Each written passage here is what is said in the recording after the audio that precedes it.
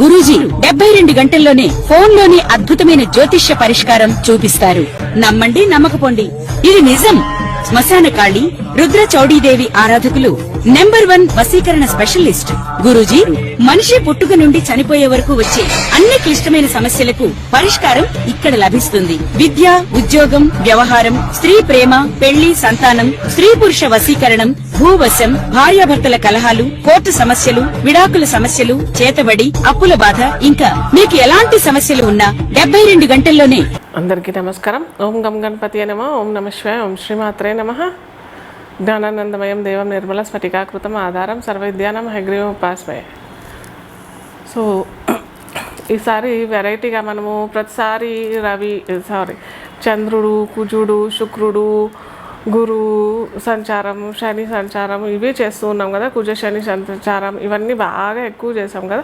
So ఇప్పుడు ఏంటంటే మనము రవి రారాజు, మనకి నవగ్రహాల్లో రారాజు ఎవరు అని అంటే రవి అంటే సూర్యుడు. సో ఈ సూర్య సంచారం గురించి మనం తెలుసుకుందాం.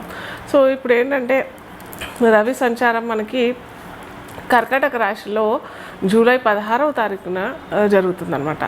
సో ఎప్పుడైతే రవి సంచారం మెయిన్గా 2 రాశుల్లో జరిగినప్పుడు కాలగణన మనం చూసినట్టయితే కాలం మొత్తం పెద్ద మార్పులోకి గురవుతుంది. ఒకటి మకర రాశి సంచారం, అంటే మకర సంక్రమణం ఎప్పుడైతే రవి జరుగుతాడో అప్పుడు మనకి వేసవి అంటారు చలి తాపం తగ్గి వేసవికి వెళ్తూ ఉంటాం అనమాట. అప్పుడు స్టార్ట్ అవుతుంది. అది స్టార్టింగ్ పాయింట్ మనకి మకర రాశిలో రవి సంచారం జరిగినప్పుడు మనం మకర సంక్రాంతి అని కూడా అంటాము మనము. సో అక్కడ పంటలు కోయటం, కొత్తగా మనం సంక్రాంతి జరుపుకోవటము, కొత్త పంట వచ్చిన సందర్భంగా అందరికీ పంచడము ఆ పంటని, అలాగే దైవ సమర్పణ చేయటం, తర్వాత మనం కూడా అందరం సెలబ్రేట్ చేసుకోవడము సంక్రాంతికి మూల కారణమవుతుంది. సో అది తర్వాత మనకి అప్పటి నుంచి ఏమవుతుందంటే రవి ఎప్పుడైతే మకర రాశిలో సంక్రమణం జరిగినప్పుడు మనకి కాలాన్ని చూసినట్టయితే కూడా చెప్పాం కదా, చలికాలం నుంచి మెల్లిగా వేసవి తాపానికి గురయ్యే టైం, అంటే భూమి గురయ్యే టైము స్టార్ట్ అవుతుంది. ఎలా అంటే అప్పుడు ఏంటంటే రవికి భూమికి రవికి డిస్టెన్స్ మనం చూసినట్టయితే దగ్గరగా వచ్చేస్తాడు అనమాట. అంటే రవి ఏదో దగ్గరికి రావడం కాదు, ఇక్కడ మనము భూమి సంచరిస్తూ ఉంటుంది కదా, భూమి తిరుగుతూ ఉంటుంది. ఆకర్షణ శక్తి వల్ల ఏమవుతుందన్నమాట, భూమి దగ్గరగా రవికి దగ్గరగా, అంటే సూర్యుడికి దగ్గరగా రావడం మూలంగా మనకి ఈ తాపం పెరిగిపోవడం, వేసవి రావటం, ఇవన్నీ మనము మకర సంక్రమణం రవి చెందినప్పుడు మనకి ఇవన్నీ మనము ఎక్స్పీరియన్స్ అవుతాం. అది ఒక పెద్ద మార్పు, కాలంలో ఒక పెద్ద మార్పు అయితే మకర రాశి సంక్రమణం.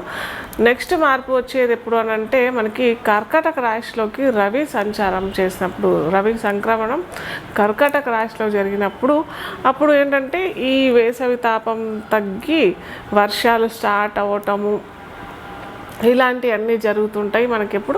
ఎప్పుడైతే రవి కర్కాటక రాశిలో ప్రయాణం చేసినప్పుడు అప్పుడు మనం దాన్ని దక్షిణాయనం అని అంటాం.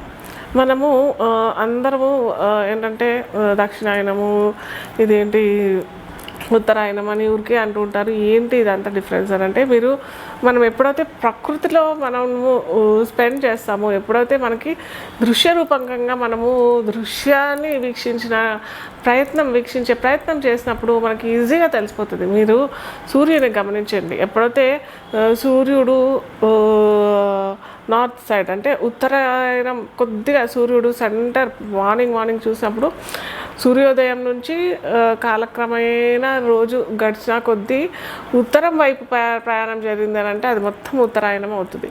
ఎప్పుడైతే సూర్యుడు దక్షిణాయనం అని అంటే సౌత్ సైడ్ ఎప్పుడైతే ప్రయాణం స్టార్ట్ చేయడం మొదలు పెడతాడో అది దక్షిణాయనం అవుతుంది. సో దీనివల్ల మనకేంటి ఉపయోగము, మనకేంటి డిఫరెన్సెస్ వస్తాయి అని అంటే, మనము ఒక్కొక్క రాశి, అన్ని రాశులు మనము చూసుకుందాం. మేషరాశి నుంచి మనకి మీన రాశి వారికి ఎవరెవరికి ఏ ఫలితాలు వస్తాయి అది మొత్తం మనం ఇప్పుడు తెలుసుకుందాం ఒక్కొక్కటి. మొట్టమొదటిగా మనం ఇప్పుడు మేషరాశి వారికి రవి సంక్రమణ ఫలితాలు ఎలా ఉంటాయి మనం ఇప్పుడు చూద్దాం. అయితే మేష రాశి యాక్చువల్గా మనము మేష లగ్నంతో చూస్తేనే బాగుంటుంది.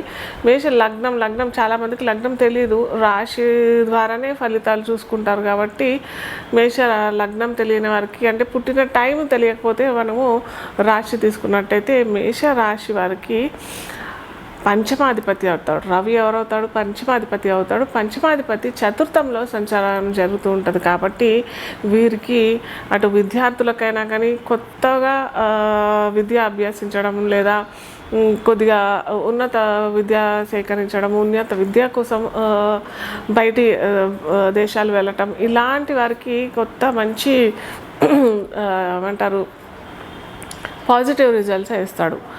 కాకపోతే ఇక్కడ పంచమాధిపతి చతుర్థంలో, అంటే పంచమంలో ఉంటే నెగిటివ్ వెళ్తాడు. కాబట్టి కొద్దిగా దుష్ఫలితాలు అని అంటే మెయిన్గా మేషరాశి మేష లగ్నం వారికి సంతానం నుంచి దూరంగా వెళ్ళడం, లేదా సంతానం కొత్తగా పెళ్ళైన వాళ్ళకి సంతానం కోసము ప్రయత్నం చేసే వాళ్ళకి కొద్దిగా సంతానం నుంచి ఇబ్బందులు ఎదుర్కోవడం, లేదా సంతానోత్పత్తికి ఇబ్బందులు ఎదుర్కోవడం, ఇలాంటివన్నీ జరిగే అవకాశాలు కూడా ఉంటాయి. సో దీనికి నేను లాస్ట్లో చెప్తాను ఏం చేసుకోవాలనేది. సో ఇలా చూసుకున్నట్టయితే విద్యార్థులకి బాగానే మంచి టైం ఈ టైము. అలాగే ఉద్యోగస్తులకు కూడా మార్పు వచ్చే సమయం ఇది అనమాట. ఇంకొకటి పెద్దగా మనం చూసుకోవాల్సింది ఏంటంటే గురువు కూడా సంచారం ఇక్కడ కర్కాటక రాశిలోనే సంచరిస్తున్నాడు. కాబట్టి మేషలగ్నం మేషరాశి వారికి అక్కడ గురువు రవి ఇద్దరు ఒకే రాశిలో సంచారం జరుగుతుంది. కాబట్టి చాలా చక్కటి ఫలితాలే ఇస్తాయి అని మనం చెప్పుకోవచ్చు. అటు విద్యార్థులకైనా ఉద్యోగస్తులకైనా కానీ లేదా రైతులకు కూడా చాలామంది ఈ మధ్య రైతులకు కూడా ఊరికే నాకు చాలామంది ఫోన్ చేసి అడగడం జరుగుతుంది. సో రైతులకు కూడా ఇది మంచి అవకాశం అనే చెప్పవచ్చు. కాకపోతే కొద్దిగా వర్షాలు లేటుగా ఉన్నాయి ఈసారి, కాబట్టి అంత కంగారు పడాల్సిన అవసరం అయితే ఏమీ లేదు. ఎర్ర ధాన్యం సంబంధించిన అన్ని వస్తువులు ఈసారి పండే అవకాశాలు, మంచి పండే అవకాశాలు, మంచి రేటు గిట్టుబాటు జరిగే అవకాశాలు కూడా చాలా చక్కగా ఉంటాయి. కమ్యూనికేషన్ లేదా మీడియా సంబంధిత వృత్తుల్లో ఉన్న వాళ్ళకి మటుకు అంత పెద్దగా ఫెచ్చింగ్ ఉండదు, మామూలుగా నడుస్తూనే ఉంటుంది. అదే మనం ఇక్కడ ముఖ్యంగా తెలుసుకోవాల్సిన రెమెడీస్ అని చెప్పాను కదా. రవి పంచమాధిపతి చతుర్థంలో సంచరిస్తున్నాడు. కాబట్టి ఖచ్చితంగా సూర్యోపాసన చేసుకున్నట్టయితే చక్షుకోపాజ్ఞానం అని కూడా ఉంటుంది. అది కంటికి సంబంధించిన వ్యాధులు ఏమన్నా ఉన్నవారికి ఇది చదువుకుంటే, ఈ టైంలో చదువుకున్నట్టయితే మంచి ఫలితాలు, సత్ఫలితాలు, అలాగే స్పెక్స్ లేకుండా కూడా ఉండే అవకాశాలు కూడా చాలా చక్కగా ఉంటాయి.